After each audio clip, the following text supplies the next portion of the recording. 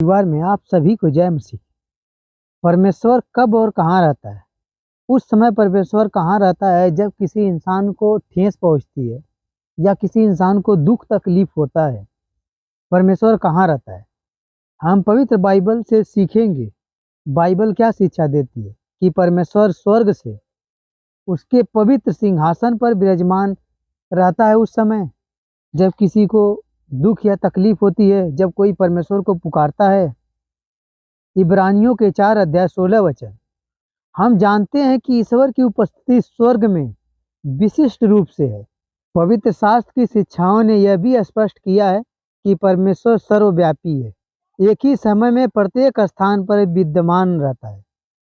पवित्र शास्त्र के आरंभ में से ही हम परमेश्वर की उपस्थिति को देख सकते हैं। पृथ्वी के ऊपर मंडराते हुए देखते हैं। जब यह बेडौल थी, खाली थी, सुनसान पड़ी हुई थी। उत्पत्ति की 1 अध्याय 2 वचन में बताया गया है, परमेश्वर ने अपनी सृष्टि को संसार द्वारा भर दिया और उसकी उपस्थिति और महिमा निरंतर पूरी पृथ्वी पर वास करती रही। गिनती के 14 अध्याय 21 वचन में बताया गया है, पूरे पवित्र शास्त्र में पृथ्वी के ऊपर अपनी सृष्टि के साथ वार्तालाप करती हुई चल रही है। सृष्टि की कोई भी वस्तु परमेश्वर से नहीं छिपी है, वरन जिससे वह काम है, जो भी हम काम करते हैं, उसकी आंखों के सामने सब कुछ खुला का खुला प्रकट रहता है। मिरिहा के 23 अध्याय 24 वचन में आश्चर्य प्रकट करता है, यहोवा की यह वाणी है, क्या कोई ऐसे गुप्त स्थानों में छिप सकता है कि मैं उसे न देख सकूं? क्या स्वर्ग और पृथ्वी दोनों मुझसे प्रतिपूर्ण नहीं है? सब जगह परमेश्वर का वास है। भजन संहिता के 139 अध्याय। परमेश्वर की उपस्थिति का एक अद्भुत अध्ययन है। अब हमारा सवाल यह है कि परमेश्वर कहाँ है? यदि आप प्रभु यीशु मसीह के एक विश्वासी हैं, तब परमेश्वर आपके साथ है, आपके पास है, आपके ऊपर है और आपके भीतर है। परमेश्वर की उपस्थिति और सतर्क देखभाल आपको कभी भी नहीं छोड़ेगी। परमेश्वर हमेशा आप पे सतर्क रहता है, आपको देखता है। यदि आप यीशु मसीह के एक विश्वासी नहीं हैं, तब परमेश्वर ठीक आपके सामने खड़ा हुआ है, आपको आमंत्रित कर रहा है, आपको अपने निकट लाना चाहता है, आपको अपनी दया, प्रेम और अनुग्रह को देने का प्रस्ताव दे रहा है, जिसे वह आपको देना भी चाहता है और देखता है कि कब आप उस प्रस्ताव को लेंगे।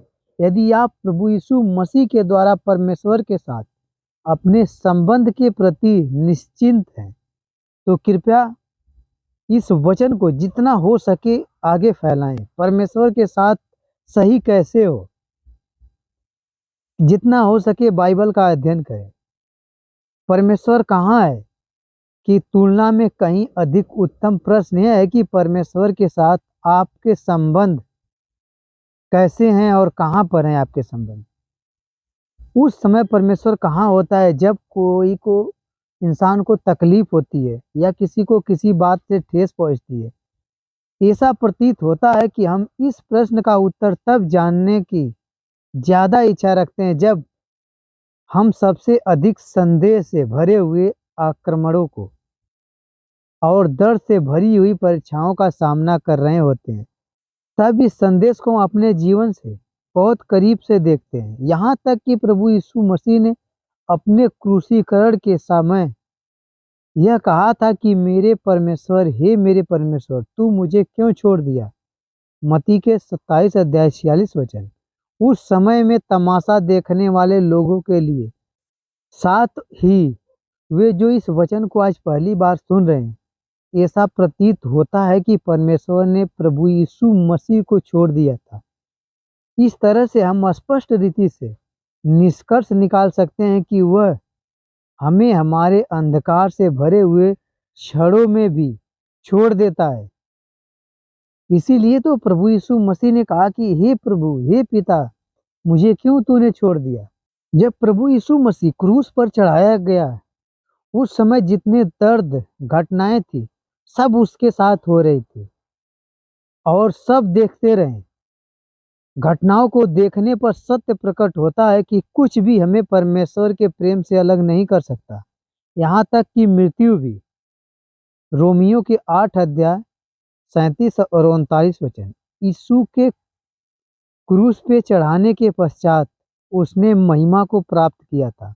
जब हम परमेश्वर की उपस्थिति को हमारे पीड़ा में महसूस नहीं करते, तब भी हम यह विश्वास करते हैं कि उसकी प्रतिज्ञा यहीं पर है। उसकी प्रतीक्षा भी हमारे आने का इंतजार कर रही है कि हम कब परमेश्वर के पास जाएं। वो हमें न तो छोड़ेगा और न ही त्यागेगा। परमेश्वर कई बार जिन बातों से घृणा करता है, उन्हें ही हमारे जीवन में पूरा होने के लिए प्रेम सहित अनुमति देता है। हम हमारे भरोसे को इस तथ्य में उड़ेल देते हैं कि परमेश्वर झूठ नहीं बोलता, वह कभी परिवर्तित नहीं होता और उसके वचन सदैव सत्य ठहरते हैं। हम पीड़ा से भरी हुई परिस्थिति में आशा नहीं छोड़ते, क्योंकि हम अपनी आशा को देखी हुई या समझी हुई बातों में नहीं, परमेश्वर के मुंह से निकलने वाले प्रत्येक शब्द से विश्वास के द्वारा जीवित रहते हैं। हम परमेश्वर पर भरोसा रखते हैं कि हमारी ज्योति और क्षणिक परेशानियां हमारे लिए अनंत काल की महिमा को ले आती है, जो उस पीड़ा से कहीं अधिक बड़ी होगी जिसे हम इस पृथ्वी पर सहन करते हैं। इसलिए हमें अपनी आंखों को देखी हुई नहीं, जो अनदेखी वस्तुओं के ऊपर लगाना चाहिए, क्योंकि हम जानते हैं कि विश्वास करते हैं प्रभु यीशु मसीह पर। जो कुछ दिखाई देता है वह अस्थायी है, परंतु जो कुछ नहीं दिखाई देता है वह शाश्वतकालीन है।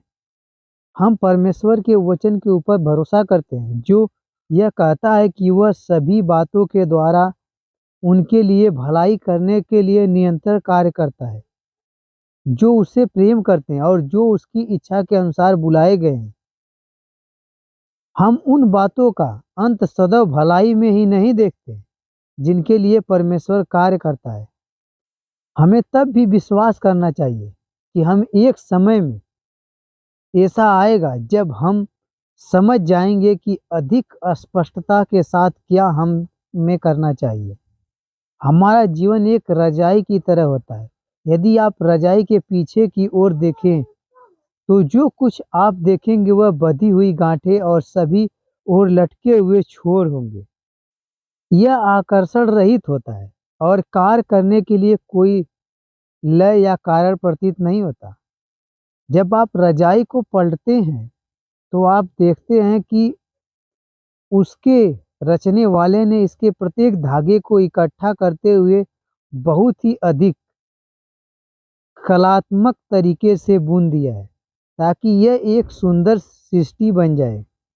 बहुत कुछ विश्वासियों के जीवन की तरह है। हम परमेश्वर की बातों की बहुत कम समझ के ऊपर जीवन व्यतीत करते हैं। एक दिन ऐसा आने वाला है जब हम सभी बातों को जानेंगे और समझ जाएंगे। उस समय परमेश्वर कहाँ होता है जब ठेस पहुंचती है। आज के वचन से अपने लिए कठिन समयों के लिए ले लो। जब आप अपने हाथों को कार्य करते हुए नहीं देखते हैं, तब आपके हृदय के ऊपर भरोसा रहता है और इस बात को निश्चय जान लेते हैं कि जो आप कर रहे हैं, आप उसे नहीं गलत कर सकते। जब आपको ऐसा प्रतीत होता है कि आपके पास कोई सामर्थ्य नहीं है, तभी वह समय है जब आप उसकी उपस्थिति को पूरा आराम से महसूस कर सकते हैं और जान सकते हैं कि उसकी सामर्थ्य आपकी कमजोरियों में सिद्ध होती है। आमीन।